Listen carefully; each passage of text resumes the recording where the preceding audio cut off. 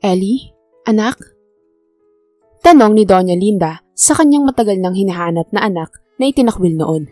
Napatulala na lamang si Ellie nang makita niya ang kanyang ina. Mom? Ani ni Ellie. At agad na napayuko dahil sa nahihiya ito sa harapan ng kanyang ina na noon ay kanyang sinagot-sagot dahil mas pinili nito ang kanyang nobyang si Minda na siyang dahilan kung kaya't itinakwil siya nito. Anong nangyari sa'yo? Tignan mo nga ang sarili mo, anak. Nalulungkot na saad ng ina nito. Mahirap ang buhay, Mom. Kaya't kailangan kong kumayod para sa pamilya ko. Pamilya mo? Akala ko ba hiwalay na kayo ni Minda? Huwag mo sabihin may bago kang asawa. Tama kayo ng hinala, Mom. May pamilya na ako. At isang pagkakamali ang nagawa ko noon na piliin si Minda kaysa sa inyo. Kaya't labis ang aking kalungkutan, Mom. Nang mapagtanto ko na ganito pala ang buhay na siyang hindi ko ginusto. At siyang bunga lamang ng aking matigas na ulo noon. Nakayokong saad ni Ellie. Ellie, anak. Pwede pa naman kitang pagbigyan pa ng isa pang pagkakataon eh. Kawawa ka oh. Hindi ganyan ang gusto kong buhay na maibigay sa'yo. Mabuti na nga lang talaga at nahanap na kita eh. Alam mo ba na hinahanap-hanap kita noon pa man nang malaman ko na hiwalay na kayo ni Minda? Subalit ay hindi kita mahanap. Kaya't anak, nais kong ipaalam sa'yo na hinahanap-hanap kita upang gabihin ka sa tamang landas. Subalit sa isang kondisyon. Saad ng kanyang ina. At ano naman yan, Mom? Well, gaya nga ng sabi ko, iwanan mo ang pamilya mo, kahit na ang anak mo. Dahil sa isang kahiyan lamang yan sa publiko, lalong-lalo na at kilala ang pamilya natin. Iibahin ko ang pangalan mo, kaya't kapag bumalik ka sa akin, ay ibibigay ko sa iyo ang buhay na noon ay naranasan mo. Pero Mom, may asawa at anak na ako. Mahal na mahal ko ang anak kong si Mira. Hindi ko kayang iwanan siya. Ellie, tandaan mo, minsan mo na yung sinabi noon, di ba? Hindi ka pa ba nadala sa nangyari sa'yo? Tignan mo ang sarili mo, oh. Napakarami mo. At halos hindi na kita makilala. Hayaan mo bang habang buhay kang ganyan, ha? Pero Mom, apa mo pa din si Mira. Kaya't sana naman ipumayag ko yun isama ko siya. Hindi pwede, Ellie. Isang kahiyan lang yung batang yan. At maging ikaw ay may tuturing na din na isang kahiyan sa pamilya natin. Kaya't pagbibigyan kita ng pagkakataon ay tama ang mga mali mo. Kailangan ka namin, Ellie. Sapagkat ikaw lang nag-iisa namin tagapagmana. Kaya naman sana ay matauhan ka na sa ginagawa mo. Basta't ito, tawagan mo na lang ako kapag ready ka nang bumalik sa mansyon at iwanan ng pamilyang meron ka. Saad ng kanyang ina at agad na umalis. Naiwan na lamang si Ellie na napailing-iling na siya namang napansin ng kanyang kaibigan. Paring Ellie, nanay mo ba yun? Tanong nito. Oo pare, di ko inaasahan ang muli naming pagkikita. Halata naman sa mukha mo. Pero sure ako na may sinabi na naman ng nanay mo. At alam kong isang problema na naman yun, di ba? Parang ganun na nga, pre.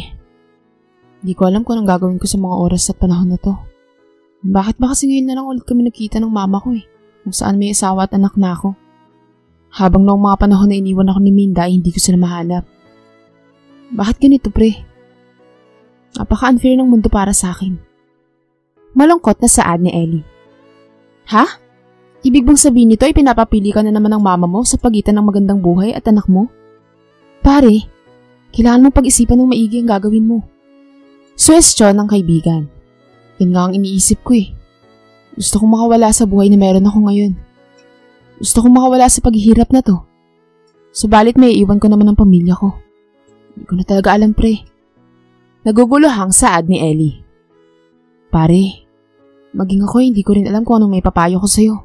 Basta't ang tanging may papayo ko lamang sa'yo, pare, ay maging matatag ka. At kung gagawa ka man ng desisyon mo, ay siguraduhin mo lang na hindi mo yan pagsisisihan sa uli.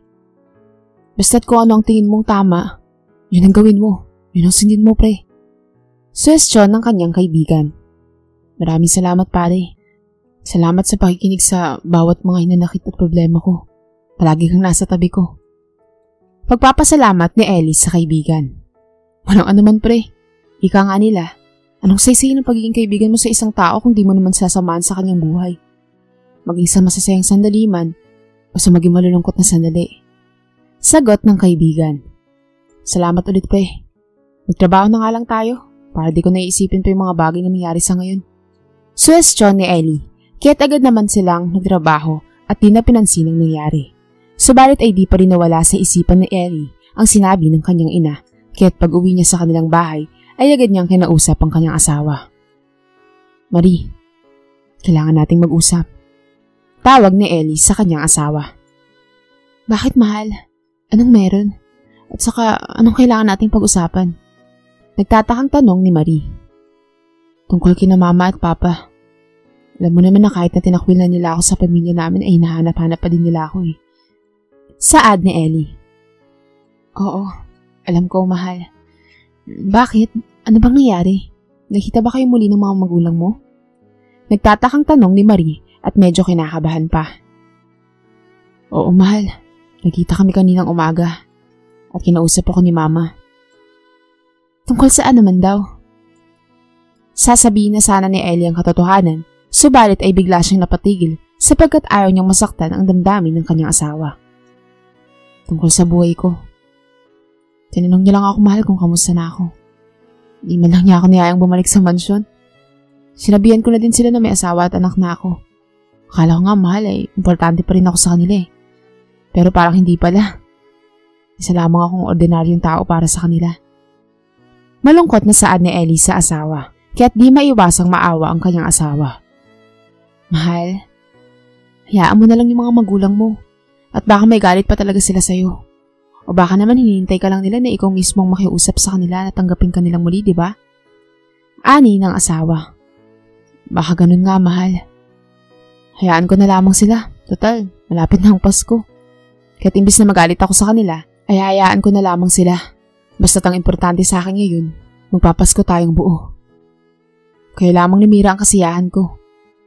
Nakangiting saad ni Ellie na siya namang dahilan upang yakapin siya ng asawa. Mahal na mahal kita, mahal. At salamat sa lahat ng sakripisyo mo para sa pamilya natin, ha. Saad ni Marie. Kinabukasan, ay nakapagdesisyon na si Ellie, kaya't agad niyang tinawagan ng kanyang ina. Hello? Sino to? Mom, si Ellie to. Pakilala ni Ellie. Oh, Ellie, kamusta? Nakapagdesisyon ka na ba? Tanong ng ina nito. Tatawag ba ako kung hindi pa ako nakapagdesisyon, Mom? Pabalik na tanong ni Ellie. Mabuti naman kung ganun. So, ipapakuha na ba kita dyan or ikaw mismo ang pupunta dito? Tanong ng ina. Mapapakuha ako, Mom. Sa lokasyon na itetext ko. Pero may isa sana akong hiling sa inyo. At ano naman yun? Gusto kong gumawa kayo ng isang aksidente kung saan ibabalita na patay na ako. Ha? Ano nakain mo at gusto mo ng ganyan, Ellie? Basta, Mom. Ayaw kong malaman ng asawa at anak ko na iniwan ko sila. Mas pipiliin kong malaman nila na patay na ako kaysa malaman nilang iniwan ko sila. Dahil sa pera. Kaya't sana naman, Mom, ay pagbigyan mo na ako. Kahit ngayon lang. Pakiusap ni Ellie. Okay, fine. Ako ang bahala. Kailan ba? Sa pagsapit po sana ng 24 oras ng umaga. Dahil magpapaalam akong may di-deliver ako. Para di sila magtaka na baka isipin pa ng asawa ko na planado ang lahat. Saad ni Ellie. Kaya tumango na lamang ang kanyang ina. Kapag dumating ang araw kung saan magkikita tayong muli, Marie at Mira, ay sana mapatawad niyo ako sa ginawa ko. Para sa inyo ang gagawin kong to. Bulong ni Ellie sa hangin at hindi niya mapigilang tumulo ang kanyang luha. Dumating na ang oras at alam ni Ellie na ito na ang kanyang huling araw na makakasama ang kanyang asawa at anak. Kaya't pinuntahan niya ang kanyang anak at tinanong ito. Anak, bukas ay Pasko na. Anong gusto mo? Tanong ng ama ni Mira sa kanya. Kahit ano tay, basta't galing po sa inyo. Sagot ng batang si Mira. Sigurado ka ba? Dahil ngayon ay mapupuntahan ako sa bayan at baka gusto mo magpabili ng laruan. Tanong ulit ni Ellie sa anak. Kahit ano tay, basta't ikaw ang bahala. Nakangiting sagot ni Mira. Ay naku, ikaw talagang bata ka. Bakit pa kasi ayaw magsalita ng kung anong gusto mo? Natatawang saad ng lamang ni Ellie. Sus, parang ngayon lang mahal. Bilhan mo na lang yan ng kahit ano. Alam mo namang bata pa lang yan si Mira, kaya di niya pa alam ang mga gusto niya. Kaya't bilhan mo na lang siya ng mga bagay na alam mong magugustuhan niya. Suwestyon ang asawa nito. Okay, mahal. Ikaw, Anong gusto mo?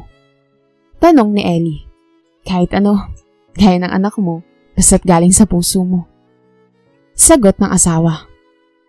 Halatang halata talagang manang-mana sa'yo si Mira. Sige na mahal, aalis na ako. Paalam ni Ellie at agad na hinalikan ng noo ng asawa dahil alam niyang ito na ang huling araw na siyang mahalikan niya ang noo ng asawa maging ng anak nito. Mag-ingat ka mahal. Paalam ni Marie sa asawa. Lumipas ang isang oras ay bigla namang tumunog ang cellphone ni Marie. Ano ba yan? Sino bang tumatawag ng ganitong oras? Inis na saad nito sapagkat naudlot ang kanyang pagluluto sa kanilang handa sa Noche Buena. Hello? Sino to? Tanong kaagad ni Marie sa tumatawag. Hello po? Asawa po ba to ni Mr. Ellie? Yes po. Bakit po? Ma'am, huwag po sana kayo mabibigla Subalit ikinalulungkot kong ibalita na wala na ang asawa mo. Naaksidente po to at hindi na namin naabutan pa. Sumabog po ang kotse niya, ma'am. Saad ng lalaki. Kaya't halos mapaluhod si Marie sa kanyang narinig. Bigla siyang nawala ng lakas sa kanyang narinig. Sir, saang hospital po? Tanong ni Marie sa lalaki. Ite-text ko na lang po, ma'am. Sagot ng lalaki. At agad naman itong tinext ang lokasyon kung saan ang katawan ni Ellie. Habang si Ellie naman ay napaluha na lamang sa kanyang nagawa. Huwag kang umiyak dyan, anak. Hindi na ikaw ang Ellie na nakilala ko noon. Kaya't sana naman ay magbago ka na. Kalimutan mo na ang nakaraan mo at magbagong buhay ka na. Suwestyon ng ina ni Ellie. Kaya't kahit labag man sa kagustuhan ni Ellie ang utos ng ina, ay wala naman siyang magagawa kundi sundin ito. Sapagkat naniniwala siya na balang araw ay magkukrus muli ang landas nila ng kanyang anak. Makalipas ang maraming panahon, ay naging successful si Ellie at siya na ang pumalit sa posisyon ng kanyang ina na isang CEO ng kumpanya. Habang ang anak niya naman na si Mira ay lumalaki na naghihirap kasama ang ina nitong si Marie. Nay, malapit na po ang Pasko. Kahit na 11 taon nang nawala si tatay sa araw pa talaga ng Kapaskuhan, ay tila ba sariwa pa rin sa mga alaala ko. Nakakalungkot lang na isipan na sa araw pa talaga ng Kapaskuhan na wala si itay, no? Malungkot na saad ni Mira. Mira anak, wala naman tayong ibang magagawa kundi tanggapin ang nangyari. Walang may gusto sa mga nangyayari anak.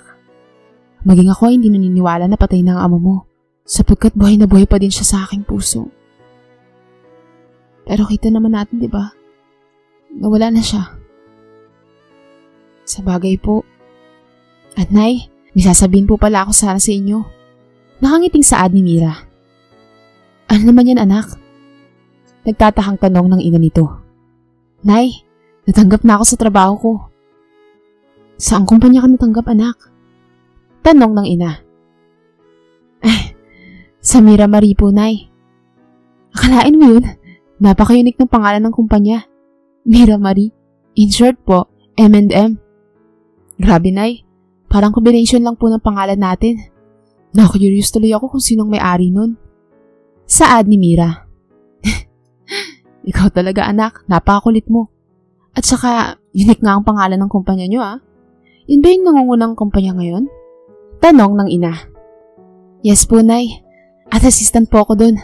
At kahit baguhan pa lang ako, ay invited na ako sa Christmas party nila. Akalain mo po yun? Napakaswerte ko, di ba? Grabe. Sa tagal-tagal ko ba namang naghahanap ng trabaho ay ngayon lang ako natanggap? Ikaw talaga anak. Sabi ko naman sa'yo, di ba?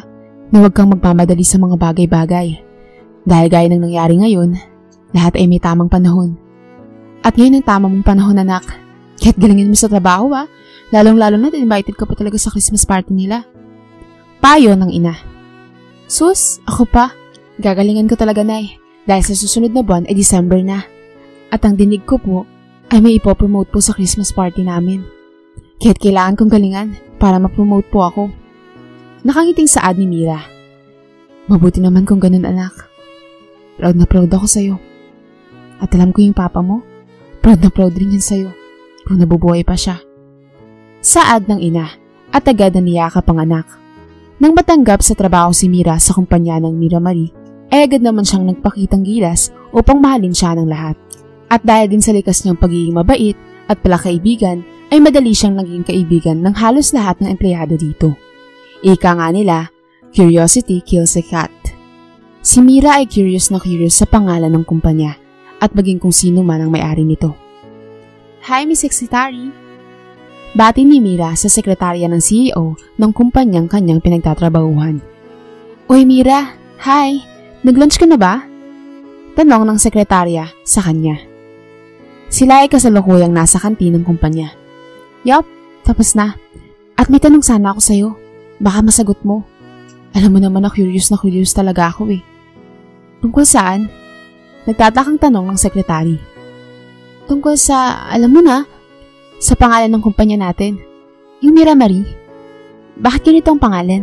Huwag mo sabing di mo alam, Ali ah. Dahil sa kabila ng ikaw ang pinakamatanda sa lahat ng empleyado dito, ikaw pa ang pinakaunang nagtrabaho. Kit sige na, sagutin mo ng tanong ko. Pamimilit ni Mira. Bigyan mo muna ako ng rason kung bakit curious ka, Mira. Ikaw talaga, napakulit mong bata ka. Pailing-iling na saad ng sekretary. Well, kaya naman ako na-curious dahil sa may naalala ko sa pangalan. Kasi noon pa man yung tatay ko, nung nabubuhay pa siya, sabi niya sa akin kapag naging mayaman na kami, magtatayo siya ng kumpanya na ipapangalan niya sa aming dalawa ng mama ko. Mira Marie rin. So, ibig mo sabihin, si Mr. Liham ay tatay mo. Grabe ka naman, Mira. Huwag kang ganyan. Kapag narinig ka talaga ni Miss Amanda, ay magagalit na naman yung sa'yo. Pero dahil sa napakakulit mo, sasagutin ko na lamang yung tanong mo. Yay! Sabi na nga ba, sasagutin mo eh. Sige na, ano na. Natatawang saad ni Mira. Fine. Kaya Mira Marie ang pangalan ng kumpanya natin ay dahil sabi ni Sir Liham na itong Mira Marie ay dalawang babae na minahal niya ng lubusan na siyang pinagtaksilan niya din.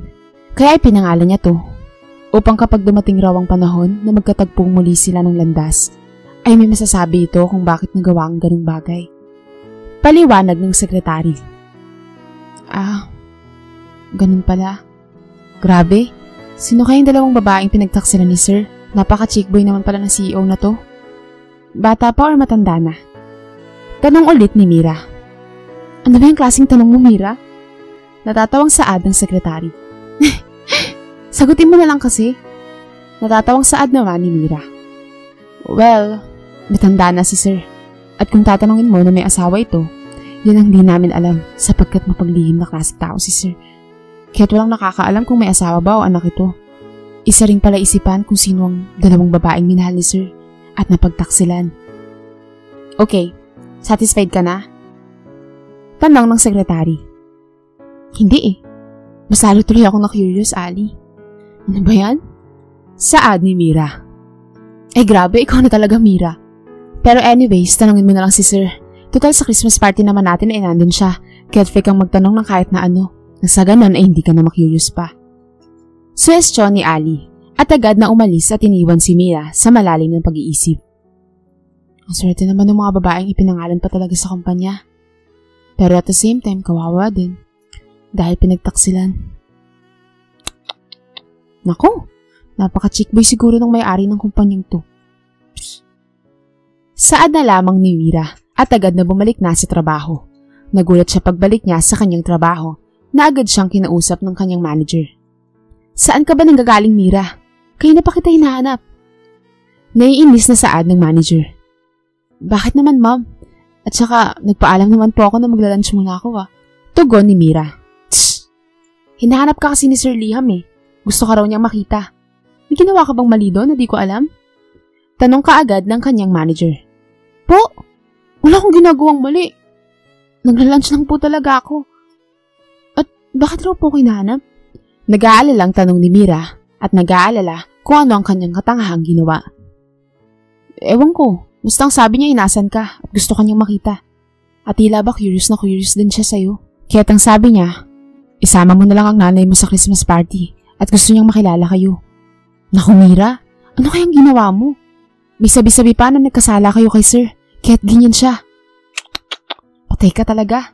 Kung ako sa'yo maghanda ka na lang. At iba kung magalit yung si Sir Liham. Paalala ng manager nito, kaya't napalunok ng sariling laway si Mira sa takot. Okay po, ma'am. At di naman po ako natatakot sapagkat wala akong nagawang mali na siyang magbibigay daan upang magalit sa akin si Sir Liham. maging sa aking pamilya. Siguradong saad ni Mira. Okay, kung yan ang sabi mo, basta't sinabihan na kita na maghanda ka na lamang. Ani ng kanyang manager at iniwan si Mira, habang si Mira naman ay hindi mapakali. Ay, basta't wala akong ginawang masama at handa akong harapin si Sir. Ani ni Mira, sabay hinga ng malalim.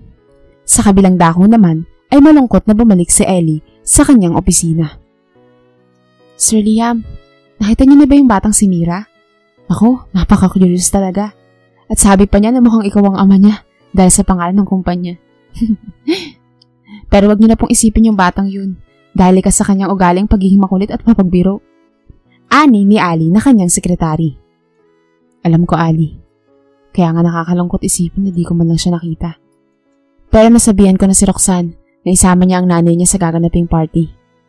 Ha? Bakit po, Sir Liam? Basta, Ali, huwag ka na magtanong at gawin mo na lamang ang pag-uutos ko. Seryosong saad ni Ellie. Okay, Sir Liam. Kung yan po ang iyong nais. Sagot na lamang ni Ali. Mabuti naman. At pwede bang iwan mo muna ako? Gusto ko mapag-isa. Suwestyon ni Ellie na siya namang tinanguhan ni Ali at agad nang umalis. Napabuntong hiningang napalingon si Ellie sa isang picture frame na nasa gilid ng kanyang mesa. Anak, baka ikaw na tong empleyado ko. Pero sana nga ikaw, para hindi na ako muling masaktan sa kakahanap sa'yo. At nawa may intindihan mo rin ako kapag nagpaliwanag na ako sa'yo. Ani ni Ellie at napaluha sapagkat mahal na mahal niya ang kanyang asawa at anak. Sinubukan niyang balikan ito noon, ngunit wala na ang kanyang mag-ina sa kanilang tinitirhan noon. Hinanap niya ito subalit ay hindi niya mahanap. At nang marinig niya ang ulat ni Ali, ay agad siyang napatakbo sa opisina nito upang malaman kung anak niya ba ito. Subalit ay labis na lamang ang kanyang lungkot nang malaman niyang hindi pa ito nakabalik at tanging pag-asa niya lamang ay ang Christmas party upang malaman kung anak niya ba ito na matagal niya nang hinahanap o hindi. Nay, sama po kayo sa Christmas party ng company namin Bati ka agad ni Mira sa kanyang ina. Ha? Bakit mo naman ako isasama, anak? Di naman ako empleyado ng kumpanya nyo. At saka, nakakahiya naman. Sus, huwag niyo nang isipin pa yan, Nay. Galing mismo sa boss ng kumpanya namin na isama ka. At di ko din alam kung bakit Basta't sumama na lang po kayo, Nay. Di naman kayo maiinip doon at ma-out of place dahil syempre hindi ko naman po kayo pababayaan. Ani ni Mira upang makumbinsi ang ina. Pero anak, Nay naman, wala nang pero-pero. Sumama na lang po kayo. Napasimangot na saad ni Mira kaya't wala nang nagawa ang kanyang ina. Okay, sige, sasama na ako. Naku, ikaw talagang bata ka. Di ako nakaka-decline sa'yo. Lalong-lalo na kapag sumisimangot ka na. Natatawang saad ng kanyang ina habang si Mira naman ay napatawa din. Paano ba kasi kung sisimangot ang napakagandang prinsesa? Mahirap talagang i-resist ang kagandahan ko, Nay. Natatawang saad ni Mira. Kaya't napatawa na lamang sila. O sige, pero pupunta muna tayo ng sementeryo bukas Bibisitahin natin ang ama mo bago tayo pumunta sa party. Suwestyon ng ina. Okay, Nay, for the go. Sagot na lamang ni Mira. Dumating na ang araw ng Christmas party nila. At kinakabahan si Ellie dahil sa takot at kaba na siyang mangyayari kapag ito nga ang kanyang mag-ina. Mira anak, itatawagan mo na ako dito sa labas Mauna ka na sa loob at baka di kami magkarinigan ng katawagan ko. Suwestyon ng ina. Okay, Nay. Hanapin niyo na lang po ako sa loob Sagot naman ng anak. Agad namang tumawag ang kanyang ina at bigla na lamang may nakabunggo itong lalaki. Ay, ano ba yan? Ellie? Gulat na tanong ni Marie. Marie? Maging si Ellie ay gulat na din. Ellie? Buhay ka, mahal? Pero, baka isang panaginip lamang to. Kung panaginip nun to, ayoko nang magising. Iyak ni Marie. Maging si Ellie ay nadurog ang puso sa kanyang narinig. Marie, mahal ako to. Ako si Ellie. Buhay ako. Iyak ni Ellie at agad na nagpaliwanag. Kaya't dahil sa hindi maintindihan ni Mary ang kanyang nararamdaman, ay nahimatay ito. At napatakbo naman papalapit si Mira. Doon niya din nalaman na ama niya pala ang may-ari ng kumpanya. Anak, magpapaliwanag ako. At pangako, babawi ako sa inyo ng mama mo. Pangako ng kanyang ama sa kanya. Kung noon man ay 11 taon silang nagdidiwang ng Pasko na wala ang kanyang ama, ngayong taon ay labis na saya, lungkot at pagkadismaya ang nararamdaman ni Mira dahil ang kanyang kinalalang ama na patay na ay buhay na buhay pa pala. Kahit na nagagalit siya nito, ay sinintabi niya muna ito dahil araw ng Pasko at dapat ay magmahalan at walang sakitan sa araw na ito.